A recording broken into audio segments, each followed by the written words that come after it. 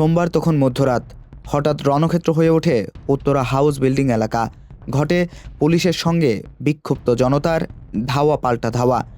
ঘটনার সূত্রপাত মূলত সোমবার রাত 10টার দিকে উত্তরা স্কয়ার শপিং মল এলাকায়। প্রত্যক্ষদর্শীরা জানান, শপিং মলের নিরাপত্তারক্ষীদের সঙ্গে এক রিকশা চালকের বাকবিতণ্ডা হয়। এর জেরে ওই চালককে মারধর করার অভিযোগ ওঠে। পরে রিকশা চালকের মৃত্যুর খবর ছড়িয়ে পড়লে বিক্ষুব্ধ রিকশা চালক ও সাধারণ জনতা রাস্তা অবরোধ করে এবং আগুন দেয়। ভাঙচুর করতে থাকে মার্কেট। বিদ্যুৎ বিচ্ছিন্ন করে দেওয়া হয় শপিং মলে। মধ্যরাত পর্যন্ত ভাঙচুর করা হয় মার্কেটে। খবর পেয়ে ঘটনাস্থলে আসেন সেনাবাহিনী ও পুলিশ।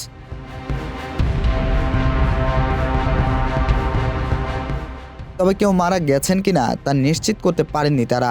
এক পর্যায়ে সেনাবাহিনী ও পুলিশের যৌথ দল শপিং মলের ভেতরে তল্লাশি চালায়। বেরিয়ে আসার পর বিক্ষুব্ধরা তাদের উপর চড়াও হন। এতে পুলিশের সঙ্গে ধাওয়া পাল্টা ধাওয়ার ঘটনা ঘটে। এ সময় বিক্ষুব্ধরা ইট পাটকেল নিক্ষেপ করলে পরিস্থিতি নিয়ন্ত্রণে পুলিশ সাউন্ড গ্রেনেড নিক্ষেপ করে। এক পর্যায়ে পুলিশের কঠোর অবস্থানে পিছু হটে তারা। তবে এখনও শপিং মল এলাকা থমথমে পরিস্থিতি বিরাজ করছে।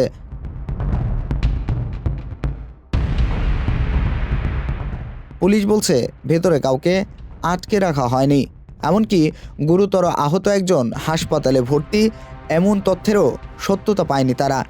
সহিংসতায় কারো ইন্ধন আছে কিনা তা খতিয়ে দেখা হচ্ছে বলেও জানানো হয়। রাত 4টার দিকে পুলিশ এলাকার নিয়ন্ত্রণ নেয়। কেউ নিখোঁজ কিনা তা নিশ্চিতে সিসিটিভি ফুটেজ দেখা হবে বলেও জানিয়েছে পুলিশ। তবে সেনাবাহিনী ও পুলিশ ভবনের ভেতরে তল্লাশি চালিয়ে এখন পর্যন্ত কিছুই পায়নি। ঘটনাস্থলে বর্তমানে 2000 পুলিশ মোতায়েন রয়েছে বলে খবর পাওয়া গেছে।